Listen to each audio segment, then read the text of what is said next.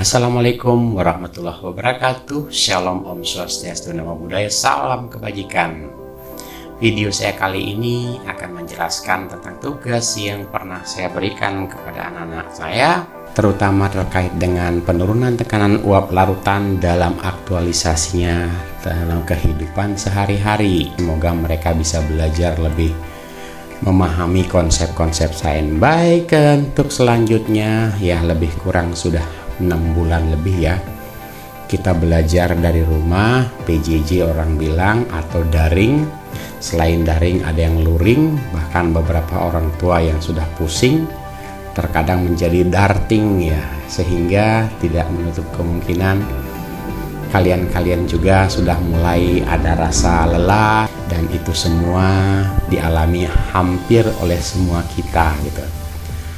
Selain rasa lelah, rasa kantuk, ya, merasa malas, bahkan lebih tertarik dengan hal-hal lain yang ada di luaran sana, maka jalan yang terbaik adalah bercerita kepada orang tua atau bahkan teman-teman mengenai masalah-masalah yang dihadapi selama belajar ini. Curhatkan keluh kesah kalian. Sesungguhnya orang tua adalah guru pertama dari seorang anak didik. Kalian belajar pertama kali adalah dari keluarga. Bagaimana belajar berbicara, belajar berjalan, belajar tua. Nah, itu adalah dari orang tua kita. Maka ceritakanlah pengalaman, keluh kesah, bahkan penderitaan selama ini kepada orang tua. Berbagi itu jauh lebih baik ketimbang kita hanya menyimpannya untuk konsumsi kita sendiri. Banyak kata-kata bijak dari beberapa tokoh-tokoh dunia ya, seperti pendidikan adalah senjata paling mematikan dunia karena dengan pendidikan Anda dapat mengubah dunia. Ini seorang Nelson Mandela, pemimpin dunia Afrika sana, yang mana kehidupannya selama bertahun-tahun di dunia penjara. Di dalam penjara dia tidak merenungi nasib dengan segala macam, tapi dia belajar. Dia menulis, dia mengamati segala sesuatu yang terjadi. Namun saya lebih condong pada ungkapan dari seorang tokoh pendidikan, Lemony Snicket ya. Kalau mau menunggu sampai kita siap, kita sesungguhnya akan menghabiskan sisa hidup kita hanya untuk menunggu. Karena ke depan bangsa ini ada di tangan kalian. Sungguh tantangan kalian ke depan di era globalisasi ini tidaklah mudah, semakin berat. Masalah akan datang sana sini, namun sesungguhnya dunia ada dalam genggaman kalian. Perkembangan teknologi saat ini sangat pesat, dan kami pun sebagai guru kalian senantiasa saat ini terus belajar sehingga kalian di kemudian hari benar-benar menjadi pemimpin-pemimpin negeri yang menginspirasi. Nah, pada kesempatan ini izinkan saya menyajikan jawaban tugas-tugas yang saya berikan. Informasi yang pertama itu adalah tentang air yang digunakan sebagai pelarut pada umumnya. Hal itu terkait dengan tekanan uap air yang berada pada suhu yang berbeda-beda. Suhu dari 0 derajat sampai dengan 106 derajat Celcius, yang mana air pada suhu 0 derajat tekanannya hanya sekitar 4,58 mm air raksa. Sementara di kisaran suhu 106 derajat Celcius, tekanan air itu sudah mencapai 937,9 mm air raksa. Itu data pertama. Kemudian di data ini tentu tidak semua kita gunakan. Yang kita gunakan hanya sebagian kecil saja berkaitan dengan topik yang akan kita bahas berikutnya, yaitu masalah lain gitu yang ada kaitannya dengan kehidupan sehari-hari. Terus data yang kedua yang berkaitan dengan Atlantis Water Adventure atau kolam apung yang ada di Taman Impian Jaya Ancol sebagai sarana hiburan. Itu terinspirasi dari Laut Mati yang ada di Jordania. Nah, Laut Mati itu dari informasi yang diberikan bahwa kadar garamnya itu mencapai 10 kali lebih tinggi dari kadar air laut pada umumnya. Kemudian ada juga kadar garam yang ada di Laut Mati, ya segitu sekitaran 33,7 derajat Celcius atau sekitar 9 kali lebih banyak dari kadar garam di air laut pada umumnya, itu ya sekitaran 3,5%. Kemudian informasi yang ketiga itu namanya ada kalsium hipoklorit yang biasa sehari-hari disebut dengan kaporit. Ini adalah senyawa kimia yang biasa digunakan di kolam renang yang berfungsi sebagai pembasmi kuman dan bakteri atau biasa disebut dengan istilah desinfektan gitu. Kemudian penggunaan kapurit dalam kolam itu paling tidak ya sekitaran 2,5 ppm parts per million atau sekitar 2,5 gram per 1 meter kubik air. Nah, dari ketiga data ini berikan sebuah masalah. Masalah yang pertama adalah kalian diminta untuk menghitung berapakah tekanan uap air laut pada umumnya dan berapa pula tekanan uap kolam apung. Kemudian apa kesimpulan kalian gitu. Kedua, bahwa kadar mineral dan kadar garam kolam apung itu 10 kali lebih tinggi dari kadar garam atau kadar air laut pada umumnya itu sekitar 3,5% kan. Nah, karena 10 kali, maka kadar garam dalam kolam apung itu 35%. Terus masalahnya adalah berapa tekanan uap air laut pada umumnya? Maka saya coba mengangkat menjadi sebuah tabel agar lebih mudah kita menyelesaikannya. Tabelnya jadinya seperti begini. Kadar garam 3,5% itu kan berarti dalam 3,5% itu berarti ada 3,5 gram zat A yang terlarut dalam 100 gram campuran keseluruhannya. Sehingga kalau air laut itu kadarnya 3,5%, maka di dalamnya akan mengandung garam sebanyak 3,5 gram dan sisanya adalah air, yaitu sebesar 96,5 gram. Karena jumlah keseluruhannya harus menjadi 100 gram. Oke, yang selanjutnya kolam apung. Karena kadar garam kolam apung itu 35%, maka kadar garamnya itu adalah 35 gram. Sisanya adalah air berapa? 65 gram. Sehingga jumlah seluruhnya adalah 100 gram. 35 gram per 100 gram itu menjadi 35%. Terus yang berikutnya, kita kan diminta untuk menentukan tekanan uap, baik air laut pada umumnya maupun kolam apung. Sehingga tekanan uap itu kan sama dengan tekanan uap pelarut murni dalam hal ini air, dikali dengan fraksi mol air. Karena fraksi mol air itu, maka kita harus mencari mol. Sehingga mendapatkan mol itu kan artinya massa per mr. Saya asumsikan garamnya itu adalah NaCl. Ini tinggal asumsi karena di air laut kadar garam yang terbanyak itu adalah NaCl. Sehingga Mr dari NaCl itu kalau dicari di literatur itu adalah sebesar 58,5 gram per mol. Sementara Mr dari air itu adalah 18,001 gram per mol. Berapakah mol garam? Nah, yang kita dapat cari sekarang itu adalah mol garam. Maka mol garam itu adalah massa garam per mr garam.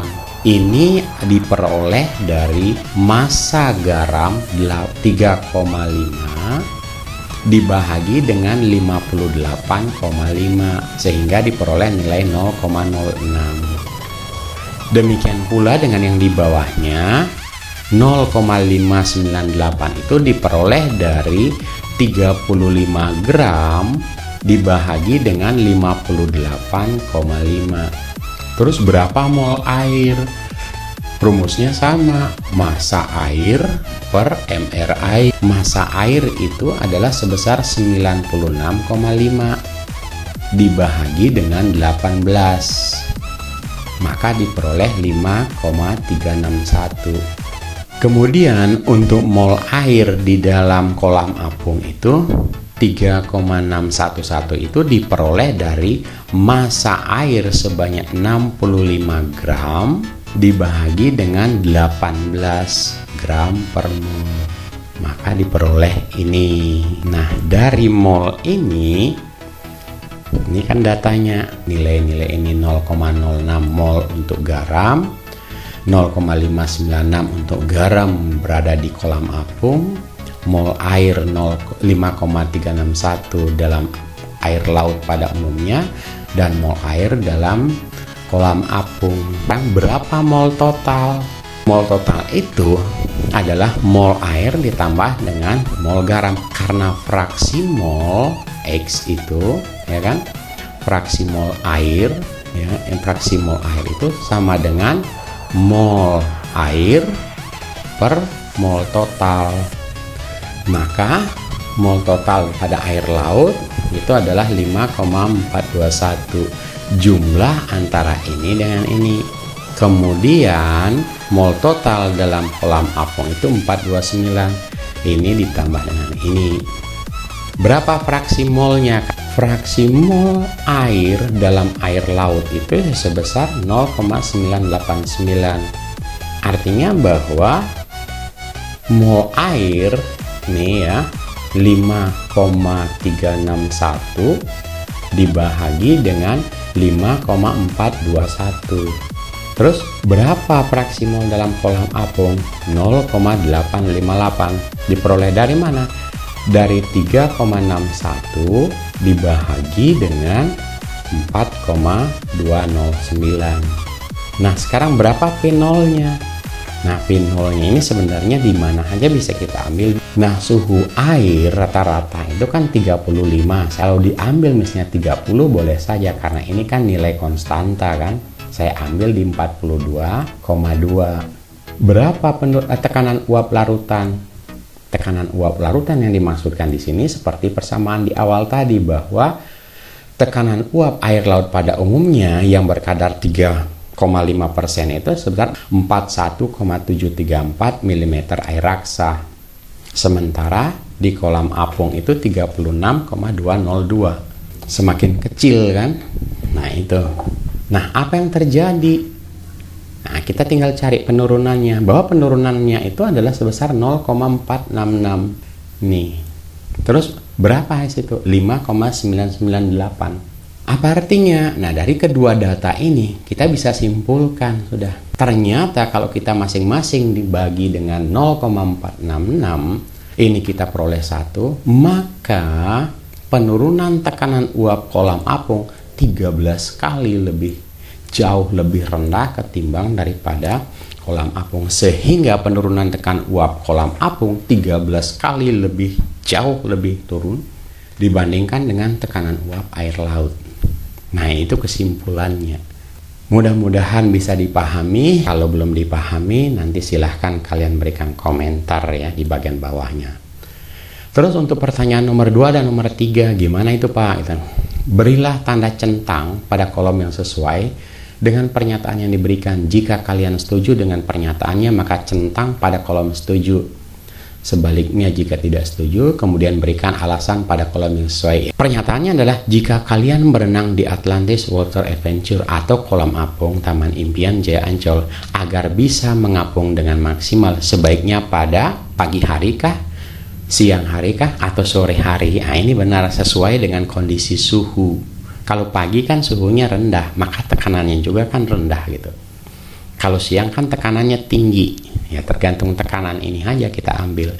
Kita mau ambil mana? Kalau pagi hari suhu misalnya katakan 30, siang hari 35, sore hari pasti kembali di sini lagi kan gitu. Nah, oke. Pagi hari saya tidak setuju. Karena apa? Tekanannya tidak begitu maksimal. Yang dicari ini adalah mengapung dengan maksimal. Namun sesungguhnya kalian berada di kolam apung, mau pagi, mau siang, mau malam, mau subuh, pasti akan mengapung karena kadar garamnya tinggi. Jauh lebih tinggi daripada laut mati yang ada di Jordania sana gitu. Terus kalau siang hari setuju, ya setuju. Karena tekanannya tinggi gitu. Oke, silahkan. Ini alasannya saja. Kalian memilih juga semuanya setuju. Nah, yang sebenarnya dipentingkan inilah argumentasi. Kalian berargumentasi berkaitan dengan suhu dan tekanan, itulah yang kita cari, bahwa kalian bisa mencari hubungan sesuai dengan konsep yang diterapkan. Nah, dalam tugas-tugas sudah banyak memberikan argumentasi dan sangat baik. Terus yang berikutnya, pertanyaan nomor 3. Kolam apung di Taman Impian Jaya Ancol mempergunakan kaporit untuk menjaga kejernihan dan kebersihan dan keamanan air dari kuman dan bakteri. Apakah setuju? Ya setuju misalnya. Oh setuju karena kaporit berfungsi sebagai desinfektan gitu. Misalnya kalian setuju karena kaporit merupakan bahan kimia gitu. Nah, itu tidak ada kesesuaian ya. Terus kedalaman kolam apung yang dibuat tidak kurang dari 1 meter, dan semakin dalam kolam apung semakin baik. Ya setuju kan gitu. Setuju, tapi tidak lebih 2,5 meter boleh. Kira-kira kalau misalnya saya bawa uang atau membawa sesuatu ya barang berharga, katakanlah emas 1 kilo, kok tiba-tiba kejatuh, kan setengah mati ngambilnya gitu. Ya berilah batasan 2,5 meter sudah cukup gitu. Semakin dalam semakin baik. Ya batasilah kedalamannya. Kan bergantung pada efisiensi biaya juga kan gitu. Nah itulah argumentasinya yang kita harapkan. Yang berikut ada yang keempat, bagaimana atau mengkontekstualisasikan konsep yang ditujukan dengan 4 aspek kehidupan yang disebut dengan sustainability compass. Alam lingkungan kaitannya gimana, ekonomi, masyarakat, dan kesejahteraan. Dalam konteks sains, penurunan tekanan uap kan sudah ada tadi, diaplikasikan dalam kehidupan sehari-hari. Dan itu coba tolong kalian buatkan semacam deskripsi, dan bagaimana kalau hal itu diwujudkan di daerah kita gitu. Ini dalam bentuk imajinasi ya. Suatu kemudian nanti tidak menutup kemungkinan karena perkembangan teknologi dan ilmu pengetahuan, terus daerah kita memang sebenarnya daerah yang sangat memungkinkan untuk dibuatkan kolam apung, maka bisa jadi aktualisasi dari konsep sains tentang penurunan tekanan uap ini bisa kita wujudkan di daerah kita. Terutama pertimbangkan dengan alam dan lingkungan. Kalau itu kita buat, kira-kira alam dan lingkungan atau kehidupan ekosistem yang ada di sekitarnya itu tidak terganggu. Secara ekonomi ya pasti kan berdampak secara ekonomi. Masyarakat, gimana dengan organisasi budaya setempat? Kira-kira ada pengaruhnya tidak dengan peranata sosial yang ada di sekitar kita? Saya pikir tidak ada masalah karena ini sebagai salah satu rekreasi masyarakat ya.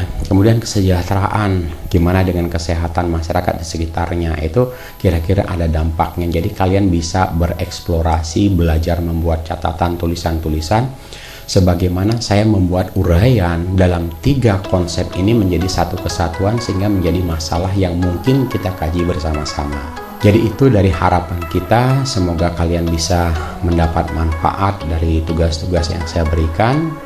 Jikalau nanti ada masalah, silahkan kalian beri komentar dalam chat video saya ini.